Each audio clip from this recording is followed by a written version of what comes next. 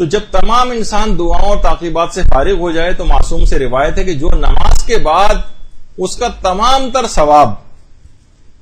رسول اللہ کو، مولا علی کو اور دیگر اوصیاء کی خدمت میں ہدیہ کر دے، خدا اس کو اس قدر ثواب عطا فرماتا ہے کہ مرتے دم تک کی سانسوں تک بھی اس کو شمار نہیں کیا جا سکتا۔ اور اللہم صلی علی محمد وعلی آلہ۔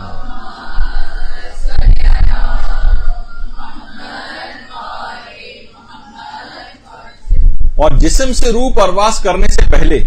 اسے باقاعدہ بشارت دی جاتی ہے کہ تمہارا ہدیہ ہم تک پہنچ گیا ہے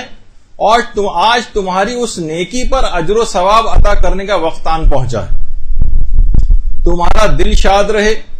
تمہاری آنکھیں روشن رہیں، اور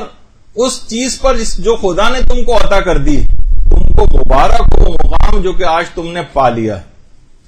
راوی کہتا ہے کہ میں نے امام سے پوچھا کہ مولا میں اس ثواب کو ہدیہ کیسے کروں، اس کا طریقہ کار کیا ہے؟ امام نے فرمایا تم دل میں قصد کرو، ارادہ کرو کہ مثلا میں اس نماز کا ثواب پیغمبر اسلام کی کو ہدیہ کرتا ہوں، بس یہ کافی ہے اتنا سوچنا بھی۔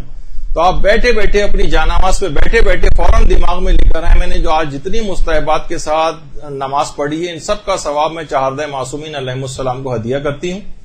بلکہ جو پچھلی نمازیں آپ نے بغیر اس نیت کے اب تک پڑھی ہیں اور ہدیہ نہیں کی ہیں وہ ان سب نمازوں کے لیے بھی آج ابھی بیٹھے بیٹھے بھی آپ ارادہ کریں کہ ان سب نمازوں کا ثواب بھی میں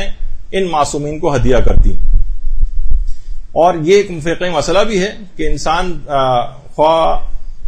واجب عمل ہو اس کا، خواہ مستحب اس کا عمل ہو، وہ